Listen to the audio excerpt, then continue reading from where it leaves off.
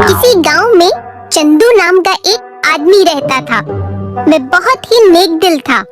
उसकी किराने की छोटी सी दुकान थी जिससे वह अपना गुजर बसर करता था। जिस गांव में वह रहता था उस गांव में पानी की बहुत कमी थी। वहां वर्ष में सिर्फ एक बार ही बारिश होती थी। गांव के लोगों को पानी भरने के लिए बहुत दूर तक जाना पड़ता था। एक दिन चंदू अपनी दुकान पर बैठा था। गर्मी से उसका बुरा हाल था। तभी एक बूढ़ा आदमी गर्मी से बेहाल, बिल्कुल थका हारा उसकी दुकान के बाहर आकर बैठता है। कुछ देर चुप रहने के बाद वह बोलता है, पानी, कोई मुझे पानी पिला दो। बूढ़े आदमी की बात सुनकर चंदू सोचता है, एक तो वैसे ही गांव में पानी की कमी है और आज बहुत मुश्किल से कुछ पानी का बंदोबस्त हो पाया है। अगर मैं इस आदमी को पानी देता हूँ तो पानी कम हो जाएगा, लेकिन पानी नहीं देना भी बहुत गलत होगा। यह बेचारा इतनी गर्मी में चलकर आया है, मुझे इसे पानी तो पिलाना ही चाहिए। चंदू पास में रखे मटके से पानी लाता है और बूढ़े आदमी को देता है। एक गिलास पानी पीकर भी बूढ़े आदमी की प्यास नहीं बुझती। वह चंदू से और पानी मांगता है। इससे पहले कि चंदू बूढ़े आदमी को घड़े से पानी लाकर देता, बूढ़ा आदमी खुद उठकर घड़े का पूरा पानी पी जाता है। चंदू उदास होकर उस आदमी का मुंह देखता रह जाता है। वह आदमी पानी पीकर तृप्त हो जाता है और खुशी खुशी चंदू से कहता है, धन्यवाद बेटा, तुम बहुत दयालु हो। तुमने इतनी गर्मी में मुझ जैसे प्यासे को पानी पिलाकर बहुत नेक काम किया है। हमेशा ऐसे ही नेक काम करते रहना। भगवान तुम्हें हमेशा खुश रखेगा। ऐसा कहकर वह बूढ़ा आदमी वहाँ से चला जाता है।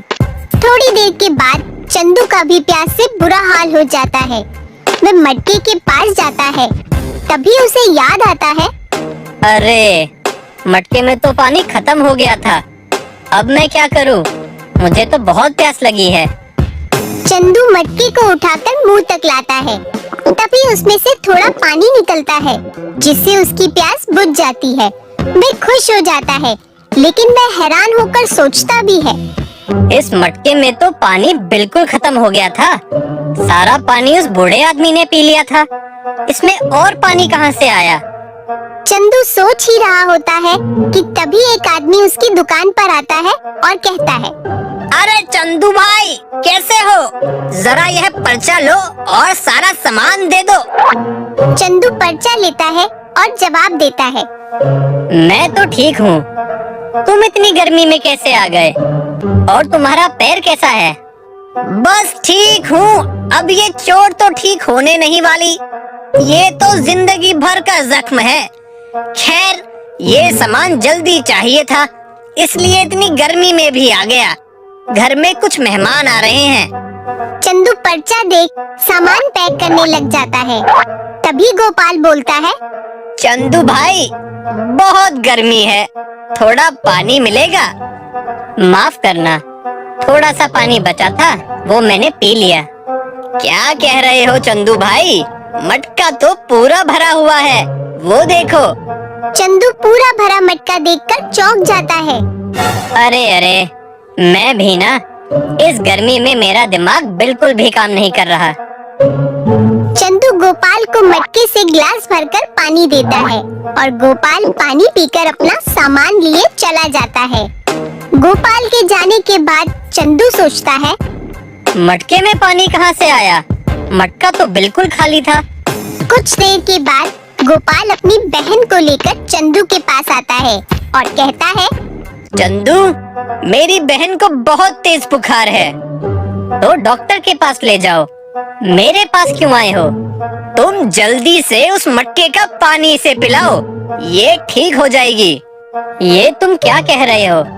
हाँ चंदू, तुम्हारे उस मटके का पानी पीकर मेरे पैर की चोट ठीक हो गई, जो डॉक्टर के हिसाब से जिंदगी भर ठीक नहीं हो सकती थी। उस पानी में जरूर कोई जादू है, जिसे पीने के बाद कोई भी बीमारी ठीक हो सकती है। चंदू गोपाल की बहन को मटके का पानी पिलाता है और गोपाल की बहन बिल्कुल ठीक हो जाती है। धीरे धीरे मटके वाली बात पूरे गांव में फैल जाती है। कुछ ही समय में सभी लोग बारी बारी से चंदू के पास अपना इलाज कराने आने लगते हैं। चंदू सभी लोगों की मदद करके बहुत खुश होता है। वह पानी पिलाने के बदले किसी से भी कुछ नहीं लेता, लेकिन लोग अपनी खुशी से उसे कुछ न कुछ दे रहे थे। वह मन ही मन उस बूढ़े आदमी को याद करता है। वह आदमी जरूर कोई फरिश्ता था जिसकी वजह से ये हुआ। अब चंदू की दुकान के बाहर हमेशा बीमार लोगों की लाइन लगी रहती थी। ये देखकर चंदू सोचने लगा, अगर एक अमीर आदमी रोज इलाज के लिए आ जाए तो एक ही बार में मेरे कितने पैसे बन जाएंगे। एक दिन एक बूढ़ा आदमी उसकी दुकान पर आता है और बोलता है, पानी। तभी राजा के कुछ सिपाही चंदू के पास आए और कहने लगे, चंदू, अपना वो मटका लेकर जल्दी हमारे साथ चलो। महारानी को चोट लगी है, उन्हें ये पानी पिलाकर ठीक करो। भाई जरा रुको, पहले मुझे इस बूढ़े आदमी को पानी पिलाने दो। नहीं, तुम पहले हमारे साथ चलो। अगर तुम महारानी का इलाज करोगे तो तुम्हें बहुत सारा धन और गहने मिलेंगे। सिपाही की बात सुनकर चंदू के मन में लालच आ जाता है। वह तुरंत मटका उठाकर सिपाहियों के साथ महल चला जाता है। महल पहुंचकर वो महारानी के लिए जैसे ही मटके में से पानी निकालने लगता है तो वह देखता है कि मटका खाली है। चंदू हैरान रह जाता है। महाराज चंदू से कहते हैं, क्या हुआ चंदू? इतना समय क्यों लग रहा है? जल्दी करो। ऐसा कैसे हो सकता है? अभी तो मटका भरा हुआ था, यह खाली कैसे हो गया? ये क्या कह रहे हो चंदू? तुम्हारे मटके में पानी नहीं है? अगर तुम्हारे मटके में पानी नहीं था तो तुम यहाँ क्या करने आए हो? निकल जाओ यहाँ से। चंदू निराश होकर अपना मटका लिए वापस आ जाता है।